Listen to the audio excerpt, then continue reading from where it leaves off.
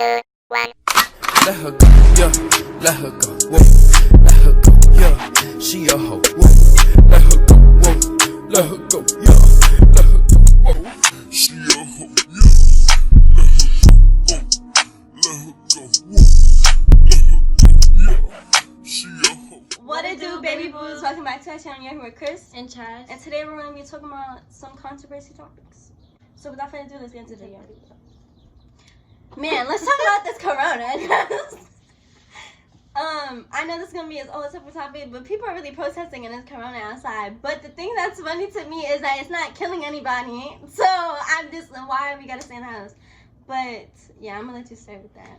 So basically, the coronavirus, I think that it's very funny how the United States is saying that we are testing and testing and testing, but it's like we don't have statistics. So do we know, like, how do we know if we're getting better or the cases are getting worse? Like, and it's like they're not being very efficient when it comes to updating us when it comes to the virus. The mayor loved to say that, that he doesn't want to give us information until we know what's really going on. But the thing is, every day somebody, like the mayor, the governor, is just coming out with more information. Talking about some, oh, we're going to be able to open by this time, yeah. We're going to stop the pause on this day, so on, so on, the third. But it's like, if you don't know what's going on, then why do you keep giving us information? Yeah, it's kind of weird how everyone, like, we're home, like, we stopped going to school because of the virus, and then people want to let their kids go outside without the simple fact that it doesn't matter if you're healthy or you don't you could overcome the virus.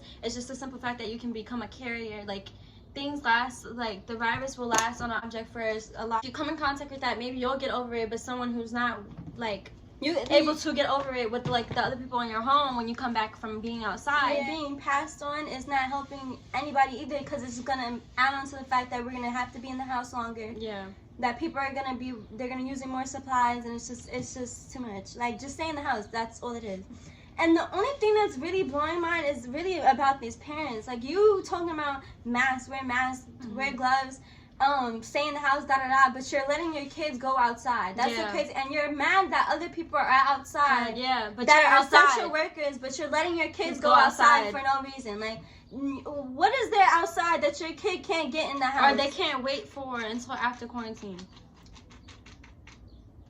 Your phone is Anyways, but we're gonna move on from the corona because honestly, there's not much to talk about. I feel like honestly we'll be ready to be outside anyways. I just feel like people just need to be more hygienic. Being ignorant. Yeah, stop being ignorant, be more hygienic, and just care about other people.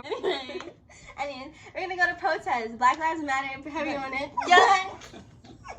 Because I just feel like this is a strong topic that I even wrote a poem. Basically, to sum it up, I feel like a lot of things have led to the point that we are at now, especially in the especially the Black Lives Matter movement. I feel like everything has an opposite and equal reaction to every action. So I feel like this was just the effect of the cause of what America thought they were doing to keep America great. White people would claim that you guys are coming at, like, black people are coming at the situation wrong, and they should be coming to them with respect and sanitary, basically saying that telling us how to feel and what to do. Yeah, telling us how to feel and what to do, and they're also telling us as if they do that. But I'm like, once somebody does the same thing that they do, literally they come at black people with violence, and then now that black people are coming at them with violence, they don't know how to act.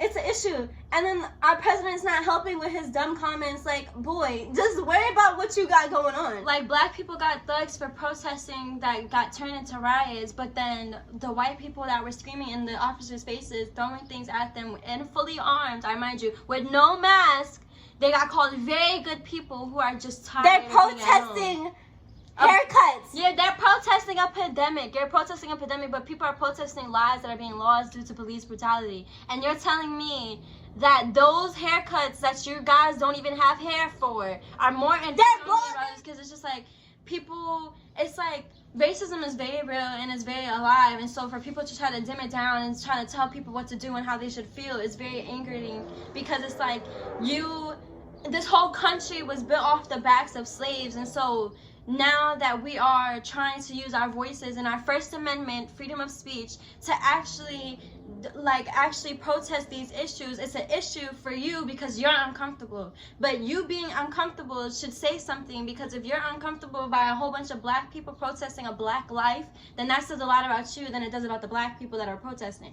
And basically, he was just saying how racism didn't increase, it just got filmed. Yeah. And I felt that so much, because I'm like, a lot of people don't understand that it wasn't something that didn't happen. It wasn't a new issue. The person that recorded the video, but you gotta think about it. She's another black woman. She's a woman, and on top of that, she's a black woman. So imagine if she would have stepped in, her life would have been lost too. Because if you think about it, these people were so eager and so ready to kill this man for nothing, for $20. For literally $20, because that's what the offense was. He apparently was a bad check, and it wasn't. For $20, this man's life was worth $20. What does it mean to them about you?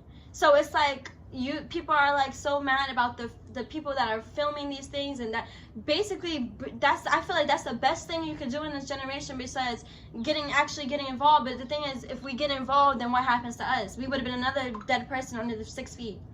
And so I feel like it's different when you're a white person or a person who is not of color, and you use your privilege to stop these things, because it's different. If it's different for other people of color, because it's like now we're putting our lives at risk along with everybody else's life at risk, and then they get mad at us like, oh, you should have done this, you should have done that, when people who are sitting at home using their Twitter fingers are not doing anything besides commenting on what you should have done or what you could have done.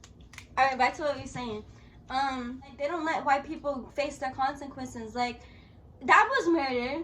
It might not be something that he woke up one day and was like, oh, I'm gonna kill him today. Yeah. But it was something that he was strongly he was offended by black. It made him uncomfortable. It made him uncomfortable enough to want to do that to him that day at that time.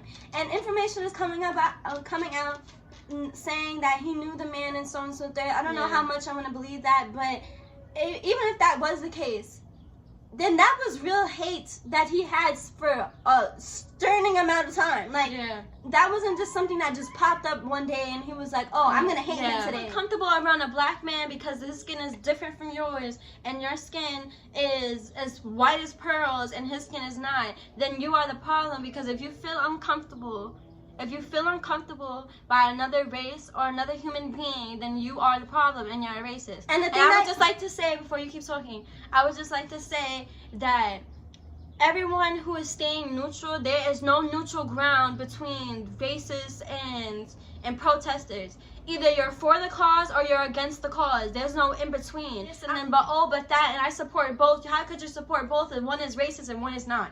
So it's like everyone for staying silent right now, and especially the people who love to say the N-word and is singing in all their songs and posting on their snaps and their private stories, and everyone else who loves to say it in their little group of white friends or non-black friends. Your silence shows what side you are on. There's no neutral ground when it comes to police brutality or racism at all whatsoever. These are not issues you could be like, oh, I'm going to be in the middle. You can't be in the middle. There's no way you could be in the middle. I say this all the time. Something I hate more than people's kids is the people, like their parents. Like, it's their fault your kids are not educated. They grew up where they thought that what they believe in is right. Usually, in most cases, white people that don't like black people grew up with people that don't like black people. It's not just something people just randomly think one day. And that people really sit here and blame their kids for not knowing certain things when you're the reason they don't. Yeah, it's your job as the parent to teach your kids.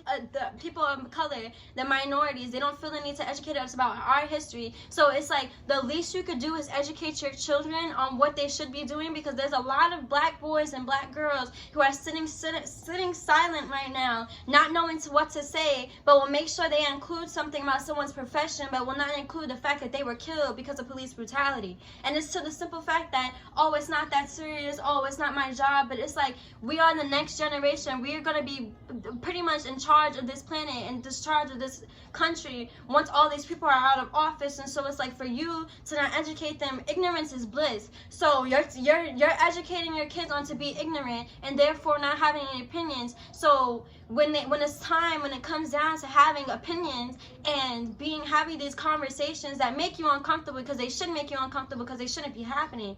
It's when it comes down to those conversations, they don't know what to say. If your kid is ignorant, you're most likely ignorant. So please get it together. I've seen these little minorities not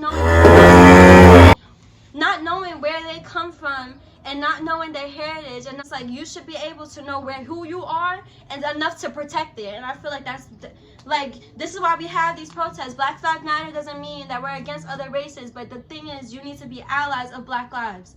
That's the whole point. I also feel like, along with the ignorance, the people in our generation are so quick to be like, I don't want to do this, I don't want to do that, I don't want to learn this, I don't want to learn that.